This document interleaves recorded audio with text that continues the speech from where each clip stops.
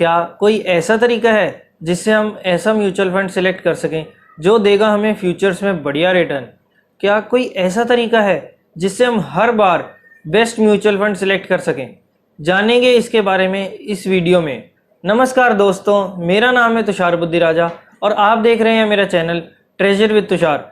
अगर आप मेरे चैनल पर नए हैं तो जल्दी से इसे सब्सक्राइब कीजिए और साथ में दिए बेल आइकन पर क्लिक करें ताकि आपको मेरी हर नई वीडियो की नोटिफिकेशन सबसे पहले मिल जाए। तो चलिए फ्रेंड्स, शुरू करते हैं हमारी आज की वीडियो।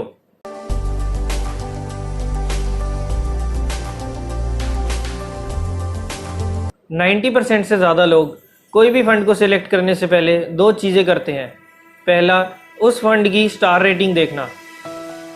स्टार रेटिंग हम money control, Kuvera, grow, ET money जैसी साइट्स पर जाकर हम कर सकते हैं। और दूसरी चीज़ करते हैं टॉप परफॉर्मिंग स्कीम्स देखना, जिससे हमें पता लगता है कि लास्ट 1-2 सालों में उस फंड ने कितना रिटर्न दिया है और ये सोच लेते हैं कि जिसने सबसे ज़्यादा रिटर्न दिया है वो सबसे बढ़िया फंड है। देखिए, जब भी हम किसी फंड की स्टार रेटिंग देखकर उसमें इन्वेस्टमेंट करते हैं तो हमारी ही तरह और भी कई लोग हैं जो इसी तरह स्टार रेटिंग देखकर उस फंड में इन्वेस्टमेंट कर लेते हैं। ऐसे में जिस फंड को अच्छी रेटिंग मिली है उसमें अचानक से काफ़ी सारा पैसा आ जाता है, क्योंकि काफ़ी सारे लोग उसकी अच्छी स्टार रेटिंग की वजह से उससे अट्रैक्ट हो जाते हैं और ढेर सारा पैसा उस फंड में आ जाता है। अब अचानक से जब ढेर सारा पैसा एक फंड मैनेजर को मिलेगा तो इतने सारे पैसे को एकदम से मैनेज करना फंड मैनेजर के लिए काफ़ी मुश्किल हो जाता है। ऐसा ज़्यादातर तब होता है जब स्टॉक मार्केट काफ़ी बड़ा होता है और हम जैसे इंडिविजुअल इन्वेस्टर्स स्टॉक इसलिए नहीं लेते क्योंकि स्टॉक्स के दाम भी काफ़ी बड़े होते हैं। तो ऐसे में हम स्टॉक मार्केट में इन्वेस्टमेंट करने की बजाय हम म्यूचुअल फंड का रास्ता लेते हैं। चाहे हम कोई स्टॉक ना लें, लेकिन फंड मैनेजर ऐसा नहीं कर सकता, उसको कोई ना कोई स्टॉक लेना ही पड़ेगा। ऐसा इसलिए होता है क्योंकि according to mutual fund law एक लिमिट होती है, एक लिमिट से ज़्यादा फंड मैनेजर अपने हाथ में कैश नहीं रख सकता। अब आप लोग मुझे नीचे कमेंट सेक्शन में बताइए कि ये लिमिट कितनी होती है। अगर फंड मैनेजर चाहे भी तो भी वो ऐसा नहीं कर सकता। यानी कि अगर आपके पास 100 रुपये हैं तो आपको एक फ़िक्स लिमिट मार्केट में लगानी ही पड़ेगी। तो जैसे ही फंड मैनेजर के पास ढेर सारा पैसा आएगा तो उसको कोई ना कोई स्टॉक में लगाना ही पड़ेगा, फिर चाहे उसे वो स्टॉक पसंद हो या ना हो। अब फंड मैनेजर ऐसा भी नहीं कर सकता कि सारा पैसा एक ही स्टॉक में लगा दे, क्योंकि फंड की डाइवर्सिफिकेशन को भी तो देखना है। और ऐसे में ये जो पॉपुलर फंड्स हैं, ज़्यादा पैसा आने की वजह से कई बार इन्हें अपनी क्वालिटी के साथ कॉम्प्रोमाइज़ करना पड़ता है। और ऐसे में ये जो 4 स्टार 5 स्टार वाले बढ़िया परफॉर्मिंग फंड्स हैं, हो सकता है कि आपको आने वाले फ्यूचर में बढ़िया रिटर्न्स ना दे पाएँ। और अब बात करते हैं कि हमें पास्ट रिकॉर्ड के बेसिस पर क्यों इन्वेस्टमेंट नहीं करनी चाहिए। हो सकता है कि किसी फंड ने पिछले 1 या 2 सालों में 25% या उससे भी ज़्यादा रिटर्न दिया हो। ऐसे में इस फंड के बढ़िया रिटर्न्स के कारण काफ़ी सारे इन्वेस्टर्स ललचा जाते हैं और इस फंड में इन्वेस्टमेंट कर देते हैं। लेकिन इस अप्रोच में प्रॉब्लम ये है कि रिटर्न्स तो कई तरीके से कमाए जा सकते हैं। इसे मैं आपको एक एग्जाम्पल से समझाता हूँ। एक रेसिंग कॉम्पिटिशन में एक बाइकर अपनी स्पीड पर ध्यान देता है और सेफ्टी पर नहीं देता। अब हो सकता है कि ज़्यादा स्पीड के कारण उसका एक्सीडेंट हो जाए और वो रेस कंप्लीट ही ना कर पाए, लेकिन अगर वो कंप्लीट कर गया तो ये पक्का है कि वो जीतेगा। वहीं दूसरी तरफ एक दूसरा बाइकर है जो स्पीड के साथ साथ सेफ्टी पर भी ध्यान देता है। जैसे ही मोड़ आया या कोई सामने आ गया तो वो अपनी बाइक स्लो कर लेता है, लेकिन मौका मिलने पर वो स्पीड बढ़ा भी लेता है। To finish the race first you have to first finish the race. यानी कि किसी भी रेस को जीतने से पहले आपका पहला टारगेट होना चाहिए कि उस रेस को कंप्लीट करें।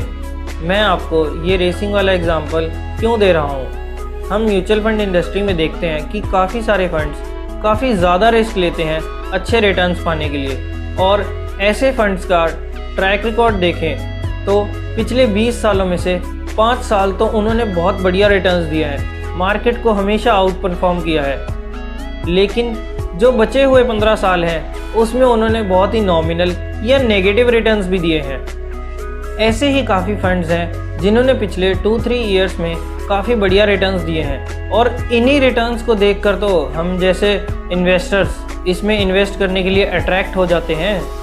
ऐसे फंड्स की क्या गारंटी है कि वो आने वाले समय में भी ऐसा ही रिटर्न्स देंगे जैसा उन्होंने हाल ही में दिया है। ऐसे रिस्की फंड्स में इन्वेस्टमेंट करना काफ़ी खतरनाक हो सकता है, तो इसलिए शॉर्ट टर्म में बढ़िया रिटर्न्स देने वाले फंड्स की तरफ आकर्षित होना हमारे लिए बहुत खतरनाक हो सकता है। तो ये तो हुए वो 2 पॉइंट्स जिन्हें हमें फंड सिलेक्ट करते हुए नहीं करना चाहिए। अब हम बात करते हैं ऐसे 5 पॉइंट्स की जो हमें कोई भी फंड सिलेक्ट करते हुए ध्यान रखना चाहिए। इन 5 पॉइंट्स को समझने के बाद बहुत ही कम चांसेस होंगे कि आप कोई गलत फंड सिलेक्ट करें। तो पहला पॉइंट है हमारा, किसी भी फंड को सिलेक्ट करने से पहले कम से कम उसका 10 साल का ट्रैक रिकॉर्ड देखना चाहिए। और इसका मतलब ये नहीं कि वो हमेशा फर्स्ट या सेकंड रैंक पर हो, बल्कि आपको ये देखना है कि अगर एक कैटेगरी में, जैसे कि लार्ज कैप कैटेगरी में अगर 100 फंड्स हैं तो वो हमेशा टॉप 20-25 में रहे। आप जो भी फंड चुन रहे हैं उसका पिछले 10 साल, 5 साल, 3 साल और 2 साल का ट्रैक रिकॉर्ड ज़रूर देखें। और इसका मतलब ये नहीं कि वो विनर ही हो, बल्कि इसका मतलब ये होता है कि वो अबव एवरेज है। और ऐसे फंड्स हाईली रिस्की फंड्स नहीं होते जो एक्स्ट्रा रिस्क लें हायर रिटर्न्स के लिए, बल्कि ये आपकी कैपिटल को प्रोटेक्ट करके चलते हैं। और जब मार्केट गिरती है तो ये बाकी फंड्स के कंपैरिजन में कम गिरते हैं। एग्जाम्पल के तौर पर इस फंड को देखिए। इस फंड का नाम है एक्सिस ब्लू चिप फंड। इसके पास्ट रिकॉर्ड से आप देख सकते हैं कि ये फंड अपनी कैटेगरी में तो रिटर्न दे ही रहा है, उसके साथ ही अगर टॉप 1-2 में नहीं होता तो भी ये टॉप 5-10 में तो होता ही है अपनी कैटेगरी के। और अगर आप इसे इंडेक्स से कंपेयर करेंगे तो भी इसने इंडेक्स को आउट परफॉर्म किया है। आप लोग मुझे कमेंट सेक्शन में बताएं कि इसने सेंसेक्स को पिछले 5 साल, 3 साल और 2 सालों में कितने % से बीट किया है। ये आपके लिए एक टास्क है ताकि हमें पता लगे कि जो मैं आपको बता रहा हूँ क्या आप उस हिसाब से प्रैक्टिस और अपनी रिसर्च कर रहे हैं। ये फंड दिखाता है कि ये एक कंसिस्टेंटली परफॉर्म करने वाला फंड है। दूसरी इम्पॉर्टेंट बात है कि अगर किसी फंड का ट्रैक रिकॉर्ड पिछले काफ़ी सालों से बढ़िया चलता आ रहा है तो क्या हम उसमें आंखें बंद करके इन्वेस्टमेंट कर सकते हैं? जी नहीं। इसको मैं आपको एक एग्जांपल से समझाता हूँ कि आप सब एक कंपनी जिसका नाम नोकिया है उसको तो सब जानते ही होंगे। क्या कभी किसी ने 2000-2005 के अराउंड सोचा था कि ये कंपनी बंद हो जाएगी? 1990 से लेकर 2005-6 तक नोकिया ने बहुत ही बढ़िया परफॉर्म किया, लेकिन उस टाइम के इन्वेस्टर्स को ये क्या पता था और उनको क्या गारंटी थी कि वो आगे भी ऐसा ही परफॉर्म करेगा। और इस सब का रिज़ल्ट तो हम सबके सामने है कि नोकिया का क्या हशर हुआ है। आज किसी फंड में इन्वेस्ट करना है या नहीं करना है डिपेंड करता है कि उसका फंड मैनेजर कौन है।